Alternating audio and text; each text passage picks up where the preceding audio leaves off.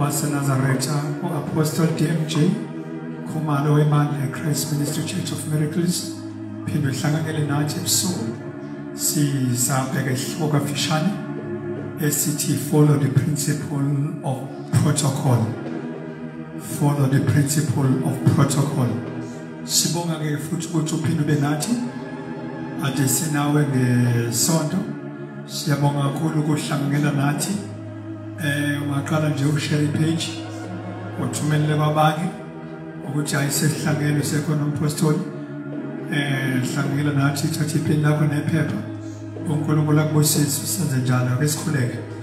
Baba wethu ebusuku egameni likaJesu uNkulunkulu izolo namhlanje naphakade uNkulunkulu ozoba khona siyabonga ngoyingcwele egameni likaJesu uphinde ube nathi egameni likaJesu ngifihle uNkulunkulu wethu ongcwele sazokhuluma kubantwana bakho ngoJesu Kristu phela njalo amen. Sibonga kakhulu ukuthi uNkulunkulu uphinde waba nathi namhlanje inhlizweni emakhulu ukuhleli nje lesihloko sizokhuluma ngaso follow the principle of protocol. Ngicela sibheke incwadi yezenzo siqale ngayo izenzo chapter 19 sizofunda verse 17. Izenzo chapter 19 verse 17. Chapter 9 Izenzo chapter 9 verse 17. Cela ukufundela. Khona wahamba uAnaniya wangena endlini wabeka izandla phezu kwakhe wathi Sawuli umzalwane inkosi uJesu eyebonakale kuwe endleleni oze ngayo inthumile ukuba ubuye ubone ugcwaliswe ngomoya ongcwele. Inkosi kwesizwe ukufunda kwezwi layo amen. Now ngifuna sabheka lesihloko follow the principle of protocol. Namhlanje kaNkulunkulu esibekwe kuwona uNkulunkulu kunendlela ayibekile elandelwayo okwenziwa ngayo izinto.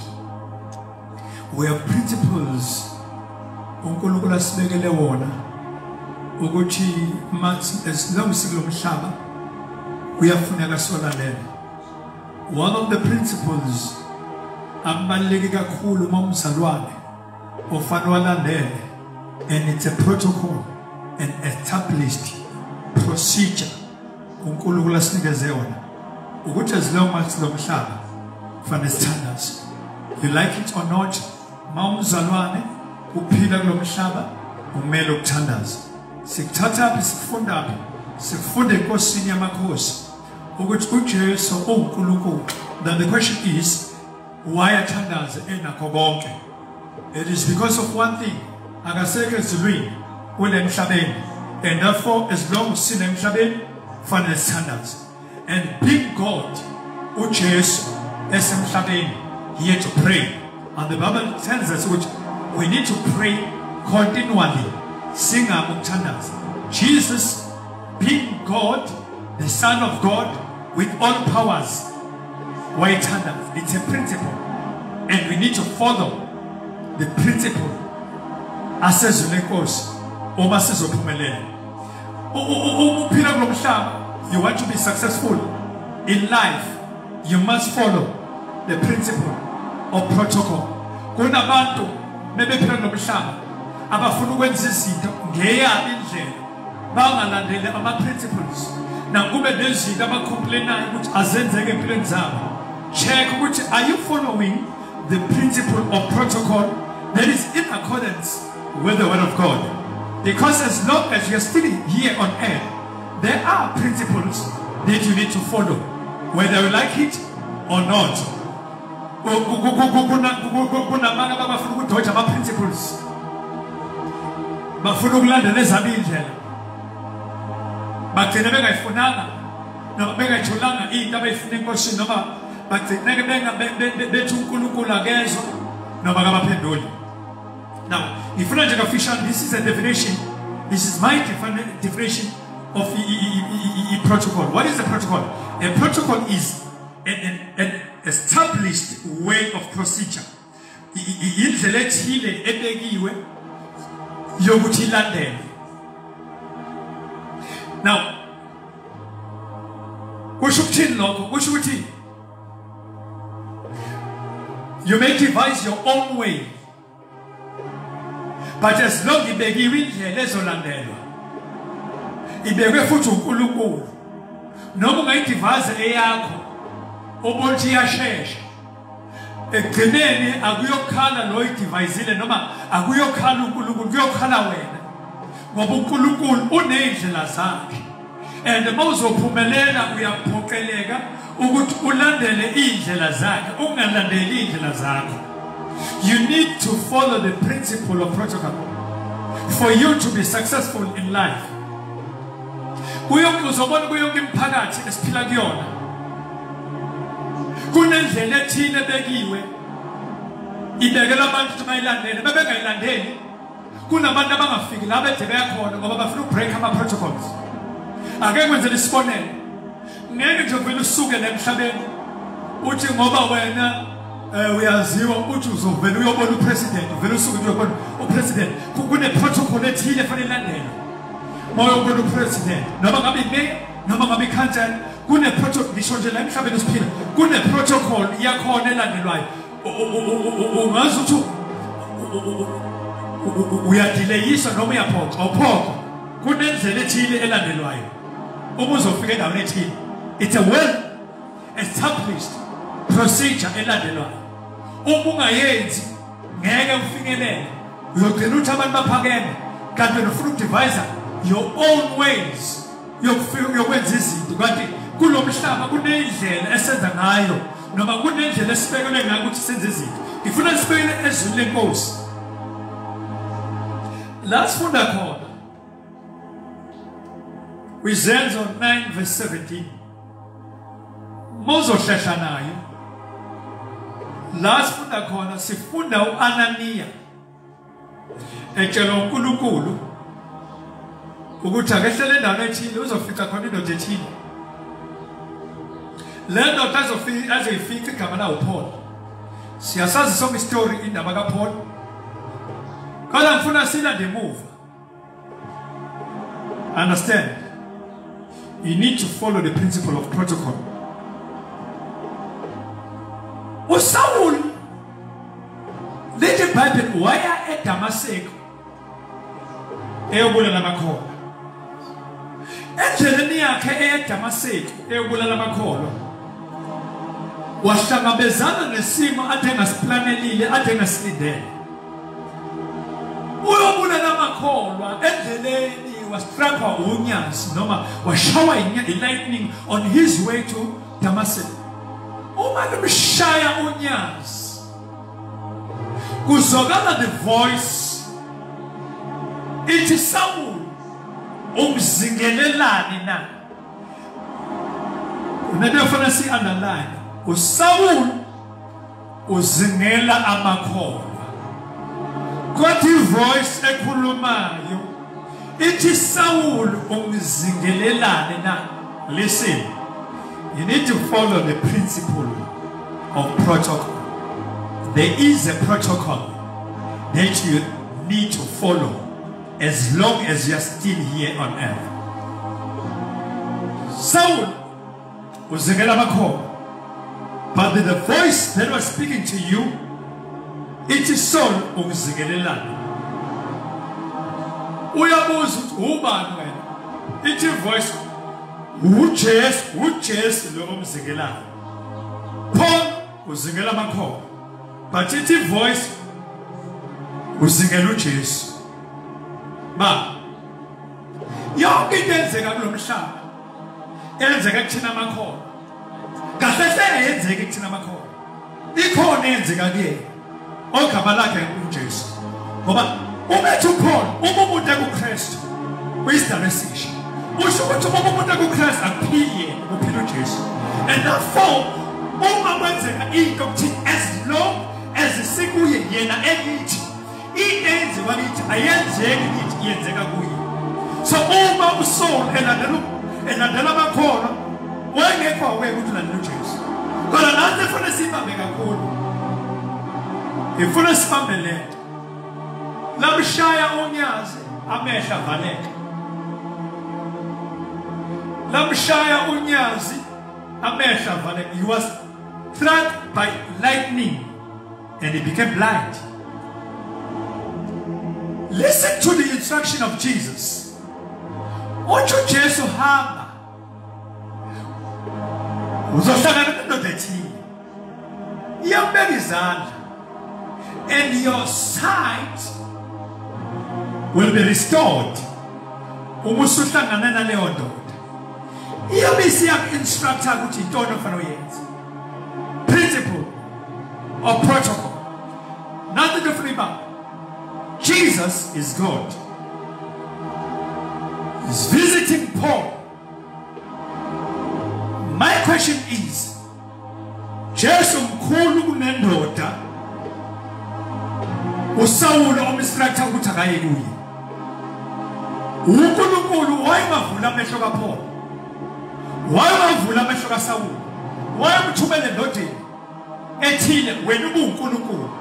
Amehlo avalwa indoda, amehlo avalwe as a result of ukubona uSolomon wena washawa umnyazi waba blind. But why Jesu umsenda kumuntu omubi onjengaye?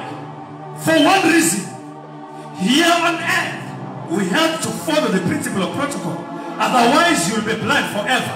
You'll be blind yet usidisiwe, you'll be blind yet unoJesu ngaphakathi.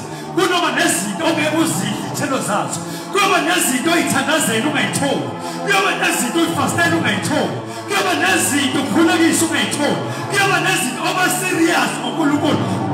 As long as you're failing to follow the protocol, never at all. Jesus was teaching that you need to follow the protocol. When God wanted to extend his dominion, when God wanted to extend his kingdom, he had to create the planet Earth.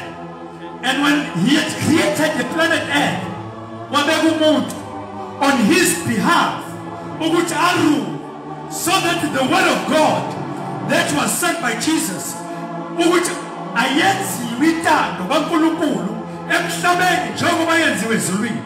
why uNkulunkulu udala umuntu ukuthi ufuna rule kanjani wena umoya umhlaba uyaphatheka umuntu ozomdala uyaphatheka and ukuze arule into ebonakalayo ukuthi umbeke arule on your behalf. It's a protocol. It's a protocol. Umbekelana umuntu ngoba uyakwazi ukurule. Ngifuna ukuthi okwenzeke ezulwini kwenzeke emhlabeni. Angiphiki. Ngifuna ukuthi okwenzeke ezulwini kwenzeke emhlabeni. But angizukwenza ngama angels. Angizukwenza nami. Angizukwenza ngama cherubim nama seraphim. Wona anengirula idlalayo. Umhlaba uyaphatheka, umuntu uyabambeka uyathinteka. Mina ngumoya uNkulunkulu. Ukuzibonakala into engifisa yenzeke emhlabeni. Angibeka umuntu. It's a protocol. Now uJesu esehlangane when Paul had encountered Jesus. What did Jesus say? Hamba kumuntu. Noma uhlangene nami, hamba kumuntu. Noma ngikhulume kuwe, you need to follow the protocol. Noma ngikugcobile, we need to follow the protocol. Noma nabadotshile. Abekho kwileveli yakho. Abekho labo uNkulunkulu akabizele khona. Abafiki la the prayers abawenza on daily basis. UNkulunkulu ngixoxe, uNkulunkulu ngifikise, uNkulunkulu yenza lento engithandazelayo. Yenze. You've been praying for years, but are you following the principle of protocol? Are you following the principle of protocol? Because the protocols here on earth that you need to follow if you want to be successful in life. Otherwise you'll pray forever. Because you are failing to follow the protocols. Hamba Saul. Noma uhlangane noNkulunkulu. Hamba kumuntu. Ngizukavula amehlo azovula umuntu. Igama lakho Ananiya. Ngifuna sibambe lento ke ngimangalisa kakhulu. Ngimangalisa ukuthi Jesu awukwazi ukuyisholo wena ufunana.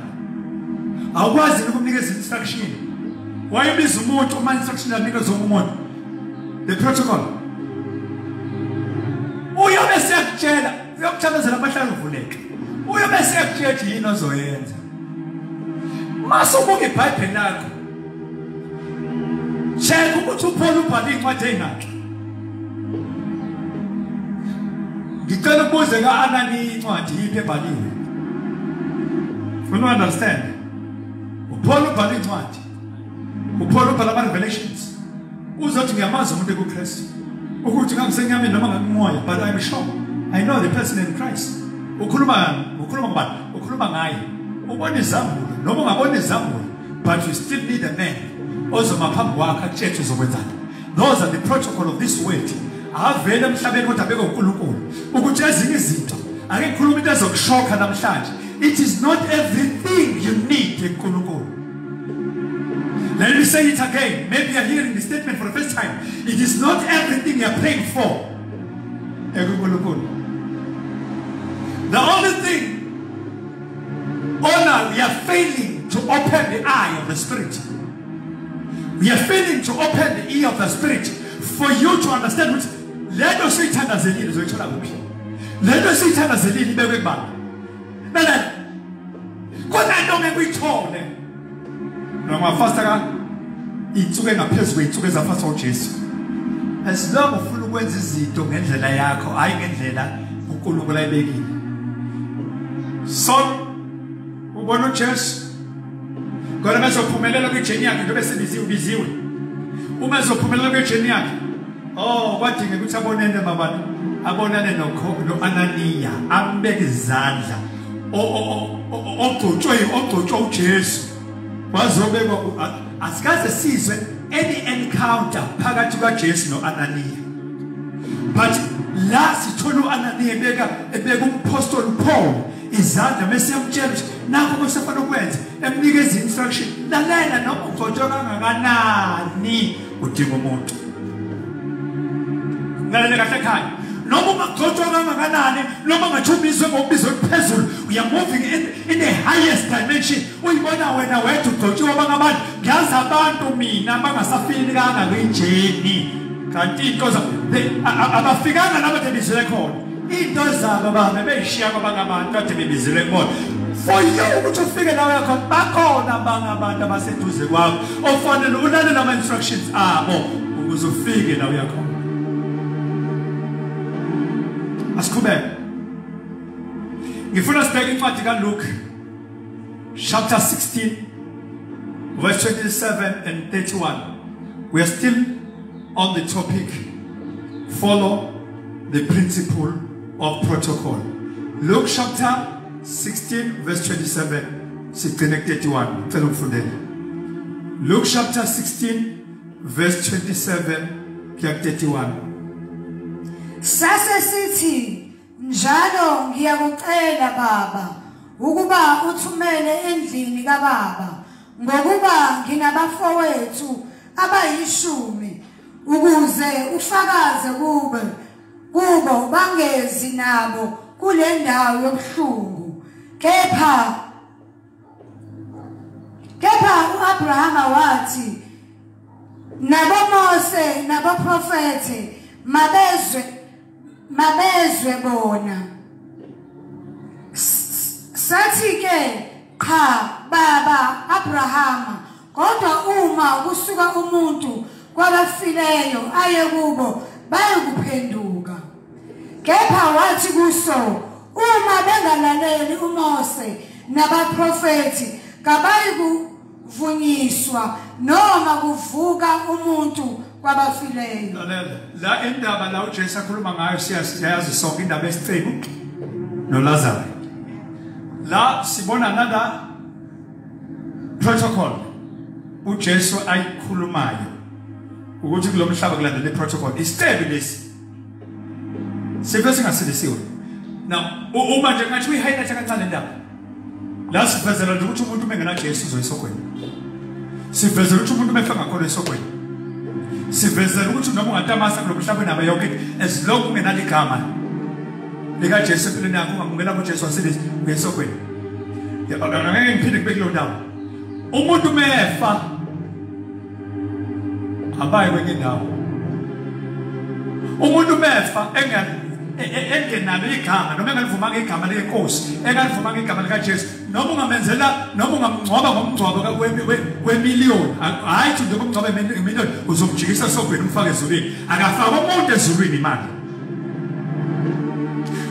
uma yafa nje uJesu engamvumanga ngoba inkosi nomsindisi esogwini you like it or not ngenzela ukuthi njengoba siphila ngesikhathi esinjena wazi ukuthi nanti iqiniso akafa ulova esigebengu abuye idlozi elihle yazi nje lento njalo you like it or not akafa umuntu embulali ebuye senenhlaka akafa umuntu omthakathi abuye njani esephilisa abantu umuntu lento ayife yona uzofela nathi indaba yesicebi isicebi esifile siyithola sesogwini now bona ufuna nathi defune siba isicebi nawo sesiyabona ukuthi indawo ngiyona angifisi ukuthi abafowethu beze kuyo base kunethi but isumthandazo awushoyo uJesu bemcela umthandazo oqala ucelile uphendulekanga umthandazo ongawuthandaza manje umthandazo ongawuthandaza umthandazo ongazokala mawuphila awu umthandazo othandaza uyothandaza masesogwini esogwini phelile indaba yakho uqala wathi Jesu ngiyacela noma baba Abraham ngicela uthumele nje uAbraham azothi ubuke le ndoda ine pride ishonile esesogwini ngeke ufune pride uvuke ngalonga sena pride njoba yafa lana ikhona impilo ngala kumhlaba umuntu mefa within a twinkling of an eye ngena straight kanti usebenza khona ngeke ufe athi ungakholwa uqhamuke nezulu ungayikhohlisi noma ufunda iBhayibheli akuthi ufunda iBhayibheli uzothi uma ufuye uNkulunkulu no sibele ndamnyama uqala wathi thumela Lazarus athopheze besifana somuntu athopha athi into nimi lento yayisikhombisa ukuthi ukushisa nokuhlombe sesugwele kanjani but la first ibabe khona yila sesicela ukuthi sicela uAbraham acela abasezulu nacela uMose bathungele emhlabeni bawushumayela ucela uAbraham athumele kusosuku sezulwini ayoshumayeza abafowabo ukuze bangezi la izi atha kaJesu uthi Jesu bakhona uMose emhlabeni it's a protocol bakhona uMose emhlabeni wena uthi angel ezokushumayela noma uthi angels ezokushumayela ngibile lapha ngakho khuluma nempilo yakho uthi isikhathi esiphila kusona sibiza ukuthatha uJesu usathi uJesuemphendula uthi bebenganaleli nje oMose bese emhlabeni noma ngasuke sezulwini abakumlalela cela sibuke iBhayibheli uJesu wavelaphi wavela ezulwini abazange bamlalela iBhayibheli weza kwabakhe bakhe ababamkelana bonke ababamkele wabanezikhamelisha abaphamandla now uthi uJesu noma ngasuka ezulwini umuntu noma ngasuka angel ezulwini bakhona abantu ababeke it's a protocol emhlabeni nje basiphila kulandela iprotocol bakhona abantu ababekile bakhona abantu uNkulunkulu asidizanele bona uNkulunkulu bagcobile abantu baNkulunkulu ngiyavuma ukuthi uxotshiwe ngiyavuma ukuthi ubiziwe but akuphelele kunabantu abacathi babe noNkulunkulu kunabantu abacathi babe bhabhaza ngelimi befasta bacathi banakho konke bakuphelele ayiphelele indaba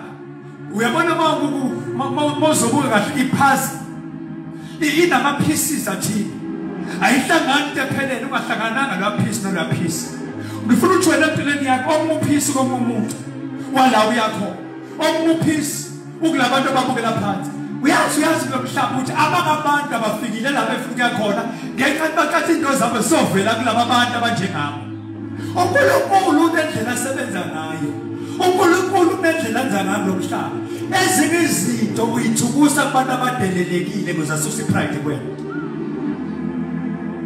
ngifuna sibheke indaba sibuke noMoses ngizoyisho nje uExodus ngifuna sibuke indaba kaExodus nandu ulwandle principle of protocol nandu ulwandle uvimbela abantu bamaIsrael nama-Egyptians ngemuva uMoses uyakhala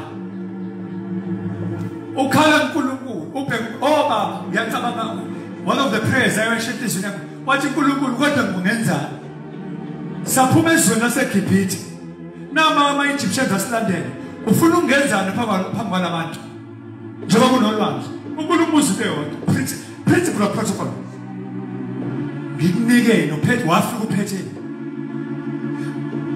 akuyona yonke into sayithandazela esezulwini akuyona yonke into oyifunayo esezulwini enye into oyifunayo kadedelwa ibanjwe ipride yakho enye into oyifunayo kade waniko awukwazi ukuyireceive uphakeme kakhulu. You need to follow the principles here on earth. You follow the principle. Moses musukhala kumina impendulo zikwena amandla wekho ezulwini amandla nganikeze wena. Do you know ukuthi kunomuntu osathandaza abantu bathandaze baze bahamba ngomhlaba bacatsha uNkulunkulu akaphenduli bacatsha uNkulunkulu akezwe bacatsha uNkulunkulu akanazi impendulo kanti befuna vula amehlo ukuthi le nto ifunayo iAnaniya wonke umuntu noAnaniya wakho bangako Ananiya wena wabaJoba bangako Ananiya waba-Overlook bangako Ananiya waba-Minamayina ngoba uthi wena you regard yourself as the greatest preacher. I don't care ukuthi ukuyiphi ifield but ngeke ufike lo yakhona mawubukela phansi abanye abantu kulomhlaba esiphila kuwona kunama principles alandelwayo for you to achieve your goals. You'll never achieve your goals unless you learn to swallow your pride, unless you learn to respect other people. Ungabahlonipha abanye abantu uzazi ukuthi ugcotshwe wena wedwa. Ungabahlonipha abanye abantu kulo field okuyona ngabe usasiphezela uphethe. Ungabahlonipha abanye abantu ufuna ukutshetsha noma ngabafunde kangakanani ukhona umuntu osamdinga kuyona lo field okuyona ukhona umuntu osamdinga. Utho ungexoxa kuba kunenkampani kuno director kule nkampani yayibona lingenzi kahle ibona lishona phansi uma kwenziwa research isolution ayiqhamuka kampani yaphela uma kubizwa abanye abantu abayisebenzi bizwa supervisor bizi manager azina isolution kuyacaca inkampani izovala kwabizwa ama-experts angaphandle bacaca ukuthi awuna solution sekuthi ngelingelanga udirector wekhampani useyahamba uye egate-ini usohlala phansi ne-security ngoba bonke abantu bebengena kule nkampani bangena badlule kwi-security before bangene kwi-receptionist mebeqeda bephuma bazodlula futhi kulona ini i-security.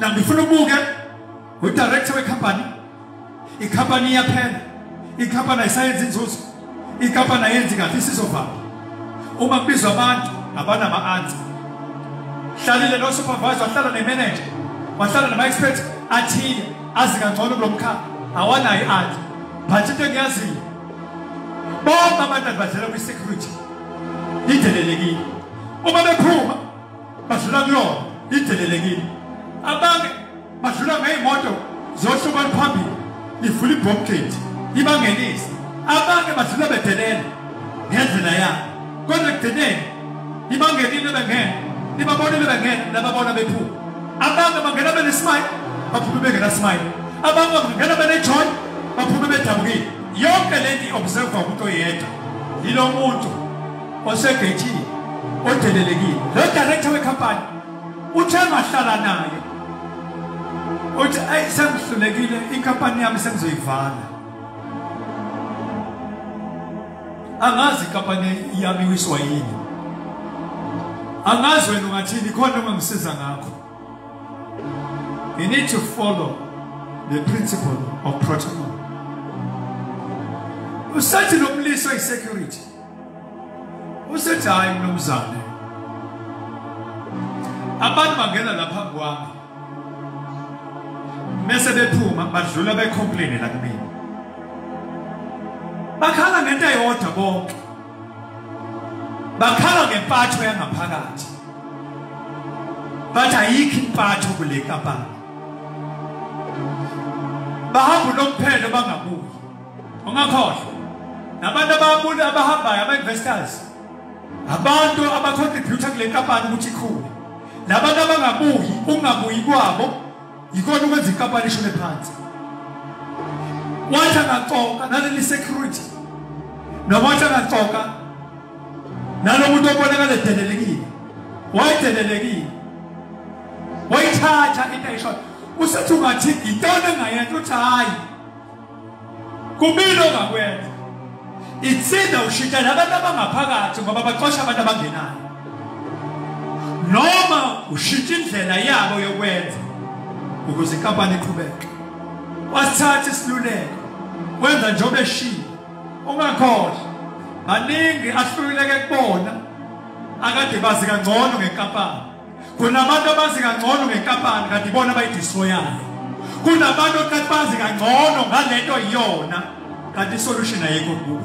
Till you realize, I'm praying tonight that God will open your spiritual eyes to understand, to see ukuthi lento efuna ibekwe kubani.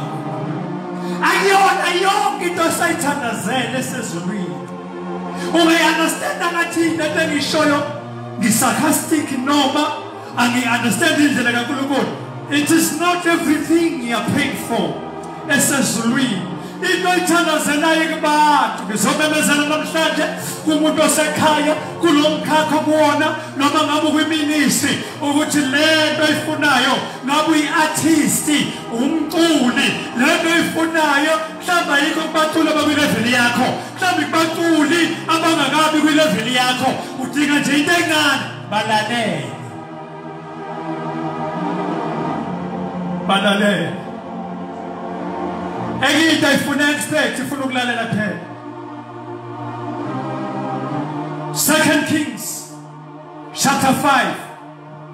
There was a man eyayibizwa ukuthi uNaman. Ethi papa uNaman wayehlakaniphile wayenamandla bese kuba nophathi. Utangithi umuntu ototshiwe utangithi umuntu obiziwe umuntu onamandla unawo uphathi wakhe. Every man in this world inophathi wayo. Kodwa ungasizakala uphathi wakho if you swallow that pride ekwenze ume ndawonye abanye bamndawonye abafikile la uNkulunkulu ade babizela khona kunophathi osempilweni yabo but isolution kaphathi imuntu odelelekile wayendoda seyinqobe zonke izinto but ikhona into engeke inqotshwe ukuhlakanipha kwakhe. He's a chief commander wezempi but kuba chief commander wezempi kumsebenzini lithi iBhayibheli wami there was a command, there was an instruction ngothambi yakaIsrael uramemezela namhlanje ukuthi ukhona umuntu akubekele yena kulonke ngobhekene naye. Uyabona uNaman uyabusuka ezondawo uya kumprofethi Elisha uvamisile uNkulunkulu mezonikeza umuntu usiza amtest inhliziyo ukuze angathi bese litholile athi ngithole ngamandla ami. Uthi uPaul bekungifanele ukubhosta kodwa uze ngabhosti kunevela abeke enyameni yakho. Abantu ke ngithi ameva ahlukene igaba elibili khona ive fanele sisuswe kuwena bese khona ive eluthi malisuswa kuwena ngeke uhambe kahle endleleni ngeke baza abangabantu uthi bayini empilweni. uNaman uyafika kuIsrael uElisha umprofethi ngoba uma uphila abantu babenesikhathi bezochaza ukuthi umprofethi aka-operate njengopastor, umprofethi aka-operate njengothisha. Kunabantu abalwa nabaprofethi, abaprofethi ba-operate ngeke indlela. That is why you'll be surprised ukuthi abaprofethi ba-operate ngezinto eziphathekayo yize benoma ingcwele. Because of prophet who operate Sometimes esebenzisa izwi, sometimes esebenzisa the voice of God. Kunabantu abangeke basizakale kulomhlaba. Balazi iBhayibheli but ivoice abayazi. Bayalazi iBhayibheli but ivoice abayi-obey. That is why namanje usastakile la ukhona. Ustakile kulo ministry indawonke futhi iyaphela. Because ufuna ukulandela iBhayibheli elingekho wrong but isolution enye yayibekwe kwi-voice. Yes, yayibekwe kwi-voice. Ukulemkinga kuyona because you failed to obey the voice of God through the prophet of God. Uthu Elisha ngisakathi sekuzothandaza. Uthu Elisha tshelani lo muntu akahambe ayogeza emfuleni eJordan ageze 7 times. 7 we involve uNkulunkulu. Ube fika instruction buku umuntu one pride. Uyazi umuntu uyakwazi ukuthi egula bene pride. Uyazi ukuthi ngikhuluma nawe uyangizwa wena. When you stuckile, when you move awindawo uyayibona nawe. Konke okuqala uyaphela when uyathandaza. Akho powerful with prayer. Powerful ezwi lenkosi. Powerful in a sexual. Gotta check. We are missing something. You don't follow the protocols. You don't follow the principle of the protocol. Mjalena guys, kaseve ni chota. No tekulayo iyakula in a pride. Iyakula in a pride. Kuna abantu ababili impilo yabo iqhubeka ipride. Siya fika umuntu enkosi yamtshela uthi ibingeke ngifuna ngithi ngibuza umbuzo usukele ngakini uma imfuna ngakini uyithembile. Kunabantu abathemba izinto zabo. Kunabantu abathemba abantu abaseduze kwabo. They cannot recognize umuntu abangamjwayela. They cannot recognize umuntu abangamazi because abakwenzi naye. Angitshela into ezokushokha namhlanje uma zibeyithanda imnandi. Uma ngupastor webandla noma ngumpostoli lebandleni ngekulona njengoba ngikhuluma nawe.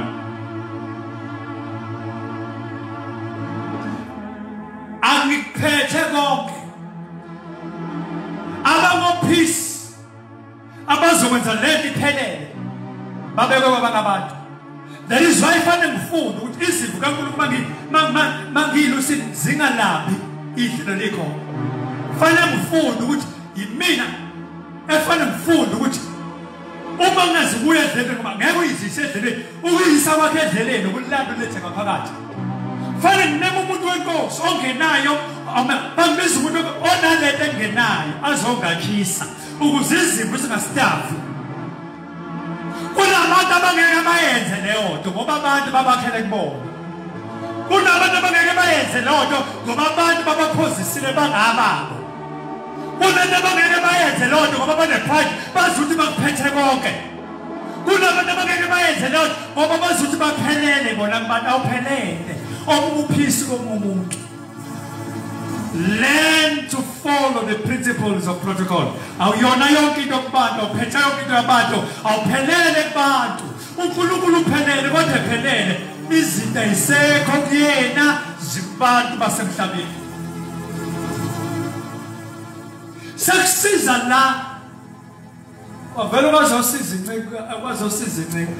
Bona ngithi uyayidinga inceke lalela apostle wami, prophet wami, pastor wami noma ngabe ukuphi umuva ngiphi rank uyamdinga Nkosi yami ongadotshiwe njengawe akhuluma izwi lebeli le ngithi Nkosi yami Nkosi yami with my father akasho ukuthi master with my father uma umprofeti ekhuluma itembe wena elikhulu noma bekhuluma elikhulu uma ekhuluma nje enzima ungeke uyenze hawu manje into simple ungena nje la ucwini uzibeke into esimple hawu uthini kanti uNkulunkulu kunabantu abamile bami ndawonye bafeyile ukuobserve into esimple bafuna izinto ezinkulu bafeyila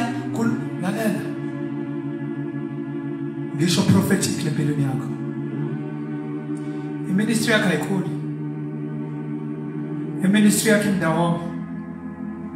Iministry yakho izungeza ndawo. Almost 13 years. Indawo. Ngicela umcimbi lo Ananiya wabayeka. Khona Ananiya wakhuluma kuwena. Abantu need to repent namhlanje ebusuku. Bathi Nkosi yapheluka. Abasikho kule ndawo. Senzelwe sidalo ukuphakama. Ithi iBhayibheli lami wayilalela le nciko. Wabongeza. Njengokusho kwaprofeti. Waphuma nesikhumba esifana nesengane. Namhlanje ungaphuma isikhumba sakho sifana nesomntwana. Usho ukuthini umpostoli? Kulezo zinto bobheklisha kuzona. Kuleyo mpokiyona isikhumba sakho singaphuma sinjengesomntwana. Singaphuma sinjengesengane. Ngamamazwi your life will be restored. Your ministry will be restored.